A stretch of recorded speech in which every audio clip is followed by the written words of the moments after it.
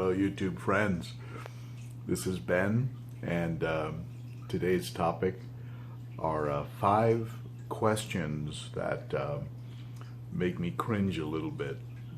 And this is in no way a discouragement to anyone who has questions and want to ask me questions. It's more, and most YouTubers will relate to this. There are certain questions that when you see them under your video or see them on the Facebook blog, you're going to cringe just a little bit because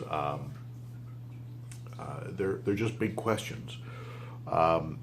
Let's take one that's pretty common, pretty simple. How many fish do you have in your tank?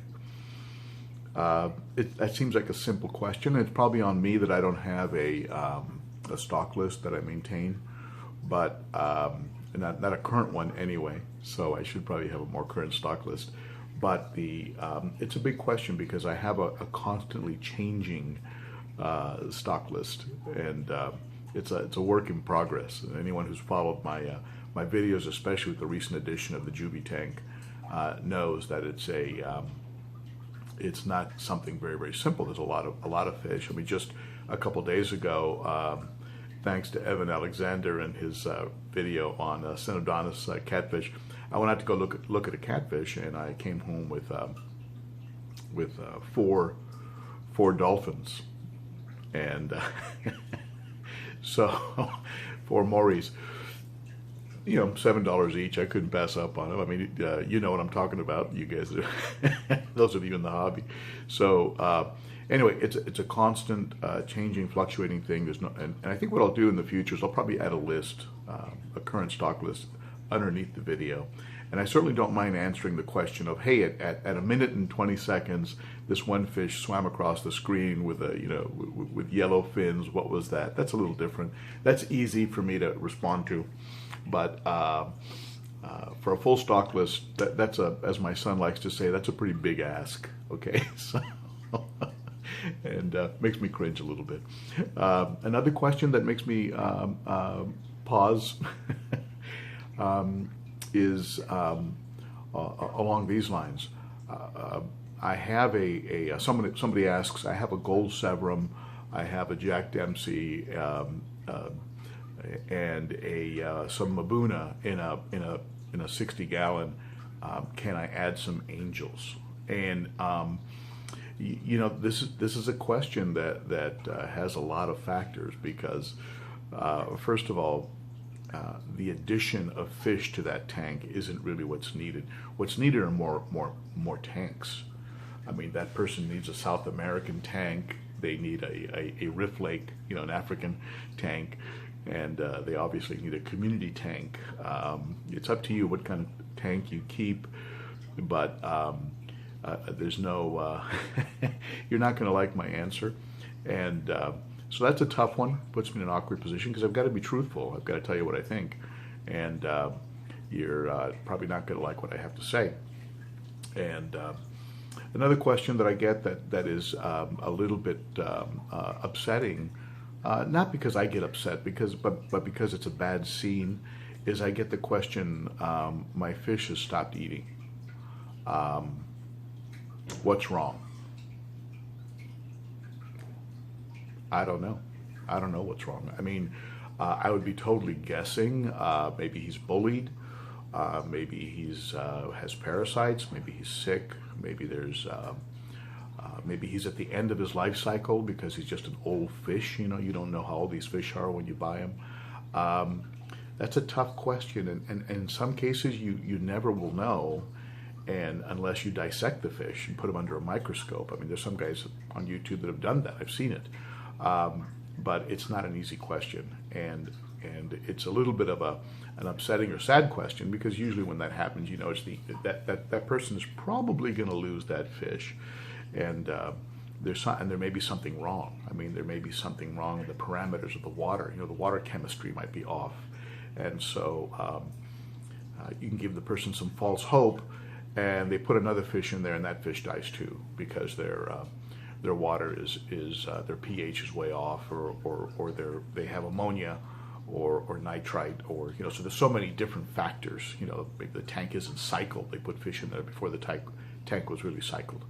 And the last one that I get from time to time that gives me pause, makes me cringe a little bit, is that blanket question of how many fish can I get into a 90-gallon, 120-gallon, 30-gallon. How many fish can I get in it? There are so many factors on that question. There's no real one answer. I mean, yeah, you can get a, I don't know. I mean, if you put a lot of rock work, you can get a good number of Maboon in there. If you're going to have larger haps, maybe there's some haps you shouldn't even have in there. Some peacocks you can get maybe. I mean, it's how often are you going to change your water? What kind of filtration are you going to be using? There's some like inch per gallon or 2 inch per gallon, or I mean, there's some guidelines like that. But a lot of African cichlid keepers overstock, and these fish get very large, and so you have to think in terms of futures. Where's that fish going to be in 6 months? I mean, I have some fish in my juvie tank. In the last 2-3 weeks, they've grown an inch. That Phosochromis rostratus, I mean, the sand diver's grown probably an inch. I mean, so forget about the how big they are when you get them. You better start thinking, a year from now, 6 months from now.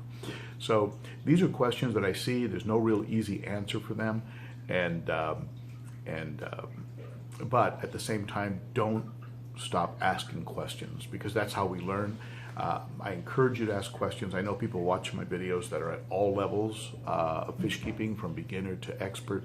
I certainly am not an expert, but I will answer any question that I get. I'll try and answer it. If I can't answer, I'll refer you to somewhere like Cichlid Forum or Seriously Fish blog spaces, or maybe some of the Facebook groups, like Tank Talk, IFG, Tips and Tricks, Evan Alexander's group, or John Hudson's group, or maybe Jay Wilson's the Aquatic Lounge. There are lots of good. You can come to my Facebook group. You can come to Ben.o.Cichlid, and there are lots of good folks out there with knowledge. They can share knowledge and answer some of those harder questions. But there are some questions that I cringe a little bit, because they're either going to require a lot more effort and work than I have time to do, or they're questions that don't have an easy answer, like I talked about in an earlier video, how there are no easy answers to some of these questions, okay? So there you go, the life of a YouTuber. I try and answer all your questions. I encourage you to ask questions. There are some questions sometimes that I go, oh no, there it is. At any rate, I know some of you are probably going to ask me some real silly questions under this video just to mess with me. I know who you are. All right, thank you so much for watching. And that's my mini rant. That's my mini rant for the week. All right, bye-bye. A quick look at the tank. Everybody is doing great. The plants are continuing to thrive. I am adding a little bit of a flourish, Seachem Flourish, and you can see it's helping.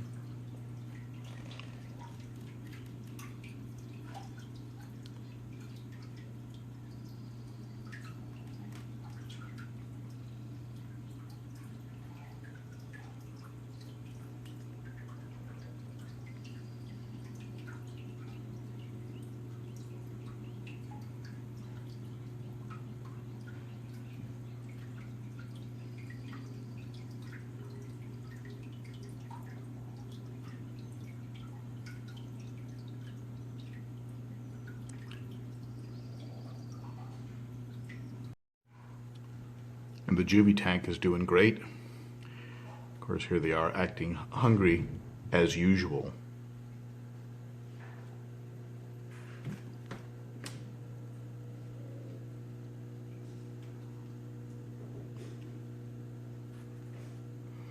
Be Be sure to catch episode 5 on the VC10 as part of my Juvie Hapnation series. That was just released today. Here's the quarantine tank. There's that little Synodonis I picked up. Eating an algae wafer. His name is Eaven. And of course, I came home with 4 dolphins. They were just too good to pass up on. I don't know, like $7 a piece. Real pretty little guys. How many times has that happened to you? You go to a fish store, pick up some food or something, you come home with a bunch of fish.